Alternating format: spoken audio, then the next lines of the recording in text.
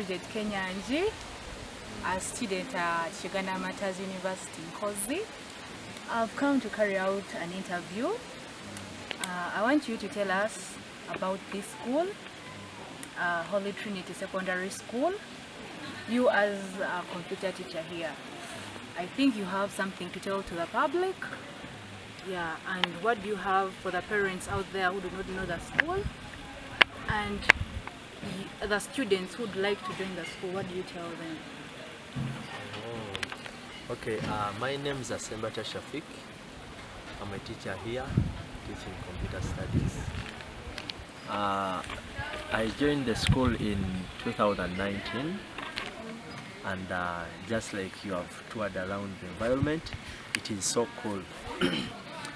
So the school to the community is a growing concern because we are improving now and then. When you try to look at those results, the UNEB results, the trend is always increasing with years. So it means the school is improving, it is progressing. So in my sector, we have integrated an e-learning system that our students were using last year. So it was a system that they used throughout the COVID time till when they have joined us physically. So that is a system that joined the teachers with our students virtually, so that teachers could carry out video meetings with the students, and in that way studying was enhanced. So those who want to join us, you can join us using two ways: coming at school here in Kawango, or moving to the internet and put in Holy Trinity SS Kawango. So when you put in that, you'll be able to see the first results that will have some pictures. Our badge is having the name Indeed, and the badge is in blue, so there you'll be able to identify us. So kindly move to the link. That will be the first link, and it will be the link that directs you to our website. When you click in that link, you'll be able to view our school website, and it will have differences. You'll be able to see how much we pay for ordinary level, how much we pay for advanced level, day and boarding students. All of those are stipulated on the website. You'll also be able to see our circular there, and finally join us using the register links. After being able to verify that you can fit within that range, use those links, and then we shall be able to get your information. We have a few questions using that capture your data via the register link. So always feel free to answer all those questions, and we shall be in touch with you. There are buttons, for example, for WhatsApp or email, so you can kindly use those links to directly chat with us.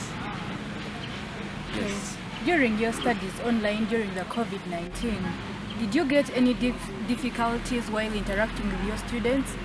And the condition now, do you find physical lessons appropriate? So basically with the online studies, some of our students, and in fact let's begin with parents. Some parents didn't have the gadgets that could accommodate e-learning. So some of them were forced to buy new, and they indeed bought them. Network was also a challenge from different students. You could find that while you are holding or you are conducting a class, someone is becoming on and off. That was a result of network failure. And yeah, basically that is it. Data was not a challenge because we are not studying for long hours. So it was only, I think, one thing, that network problem, and parents were not in fact ready. So some didn't have the gadgets to accommodate e-learning. So you prefer now physical lessons? E-learning was better in the way that we do not waste a lot of time. Having the students with us, those students can be home, we give them a program,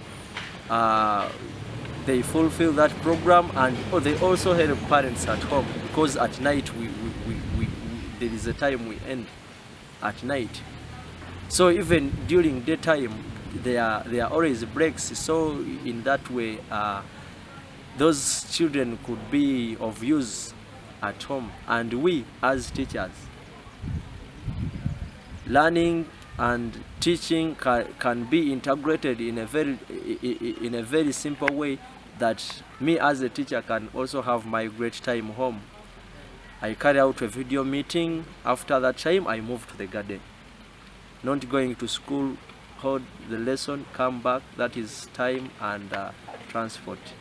Otherwise we found e-learning very easy, and the teachers enjoyed it. Okay, you've mostly talked about technology, and what do you have to tell those parents who cannot get smartphones or who cannot access the computers? How can they bring their kids here?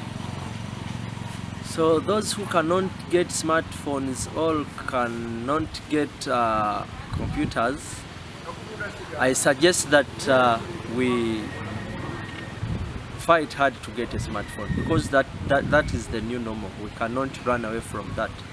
Just like we have a responsibility of paying school fees for our students, we cannot run away from the responsibility that we are supposed to pay for them school fees. So we have to fight and see that we get those phones, because they are really very useful. And that we are having a website, all those notes are on our e-learning platform. So that a student is given a user ID and a password, they log in and access all that data. So you find that when these senior 1s, 2s and 3s break for holidays, they still have to get their parents' phones and copy notes, because all those notes have been posted on the school website, and they are diverse. They are in different subjects, and all classes are filled up there. Okay, as we come to our climax, what do you have to tell the students out there about joining your school? So the students out there, I encourage you to join us, because we are a growing concern. This is evident in all these papers that appear in our community. You see the Bukede papers, and you are aware of our performance. Better late than never. Let's come and have the fruit of education from Holy Trinity SS Kawangu. Okay, thank you, Mr. Shafic, for your time. And parents out there, education is the key to success. Bring your kids to Holy Trinity Secondary School.